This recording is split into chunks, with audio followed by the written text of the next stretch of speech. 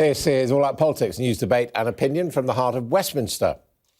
The first vote on who'll lead the Democrats into the US presidential election later this year took place in the Iowa caucuses overnight. Results were expected around 4 a.m. this morning, our time, but we're still waiting.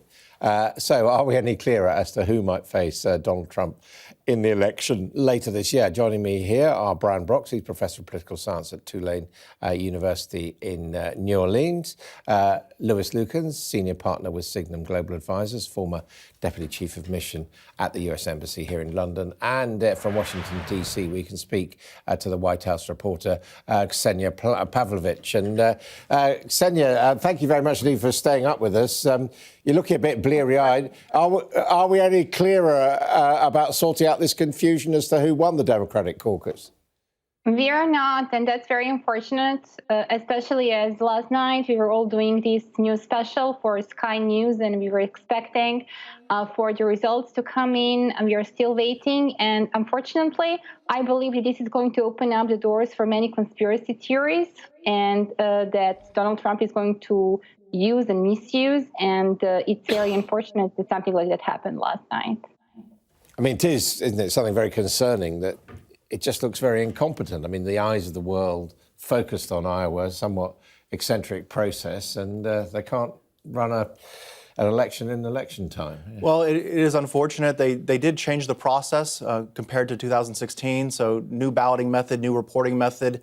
At the minimum, they at least have a paper trail backup, which is, we will have results. It's just taking a while to get there. I mean, there are those, Lukens. I mean, I've covered the Iowa caucuses, and it's great fun, although very cold. But it's a bit of a pantomime, isn't it, Iowa? Does Iowa really affect very much? Well, it doesn't. And I think after this year, it won't matter at all. Look, all the four contests in February count for less than 4% of the delegate votes. So they're not that important. Iowa's important to give the psychological, moral victory to the winner and sort of create some momentum. Well, but at the end of the day, Iowa's a very unrepresentative state. It's 91% white. It does not represent the Democratic electorate, and it shouldn't be important. And I think after last night, it's not going to be important. Do you agree?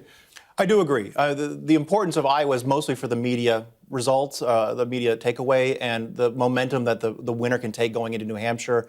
Without results, the winner doesn't have anything to capitalize on. We're going to move straight to the State of the Union, and then campaigns are already leaving Iowa now to campaign in New Hampshire, so there won't be much of an But Ksenija, it can have a winnowing out effect, can't it, that candidates drop out after Iowa? Just before this, I would just like to say that I disagree that Iowa is not important, especially if you look at the past 7 years.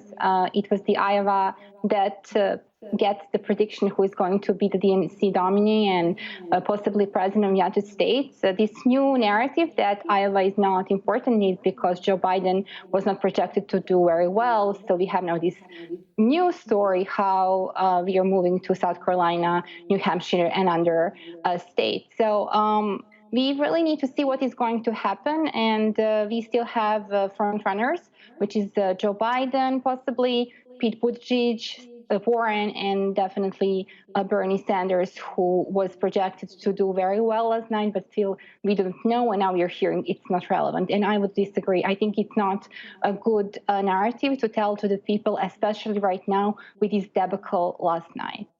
OK, now the person who's not standing in Iowa or indeed in New Hampshire is Mike Bloomberg. Does this just sort of underline that he was right probably to delay coming into the contest?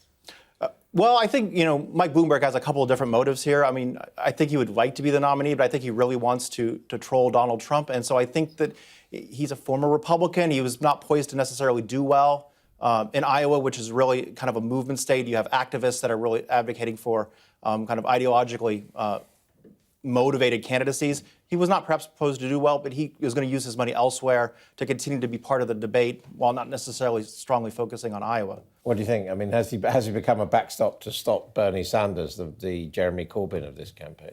I think Bloomberg becomes the backstop if something terrible happens to Joe Biden's campaign. If Joe Biden really falters and falls way behind in the polls, I think a lot of moderates will turn to Bloomberg as an alternative to Biden. He's putting a lot of money into this race, unprecedented amounts of money, and he's risen from 0 to 12% in the national polls. So the money's having an effect. Now, we know Donald Trump is claiming victory in Iowa, and actually he is entitled to, since there was a Republican caucus and he did get 97% of the vote.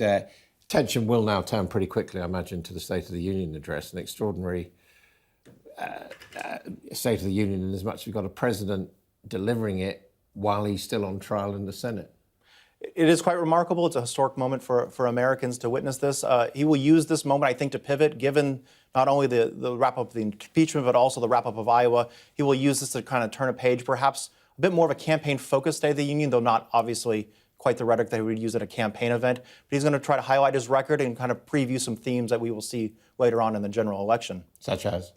He's going to want to talk about his stance on immigration. He's going to want to talk about the strength of the economy. He's going to want to talk about accomplishments. I mean, there will be some kind of ideas about what he would do moving forward, but I think a good portion of the State of the Union will be retrospective and the good things that he's done in office. What do you think, Ksenija? Do you think there'll be any shocks coming from Donald Trump? He likes to surprise people sometimes. At the State of the Union, definitely he's going to go off script. We had a briefing the other day at the White House, and they were giving us preview of his speech, and we still do not know very much what he's going to say. But I would definitely assume that, especially with impeachment, coming to a close and not turning the way the Democrats want, that he's going to basically misuse this moment and use it for himself. And he's definitely going to say something about possibly the election last night. So he's going to be Donald Trump, and he's going to punch on, and it's going to be ugly, in the coming months, but that's what you're expecting from him. And this is why it is important that the Democrats want to win this election, that they come together and pull together and do whatever it's necessary to come across united in front of the American electorate.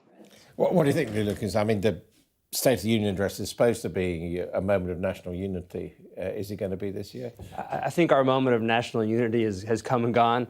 I think if Donald Trump sticks to the script, and as I understand it, it will be a retrospective speech listing all his great accomplishments from the last 3 years and then pivoting toward the election.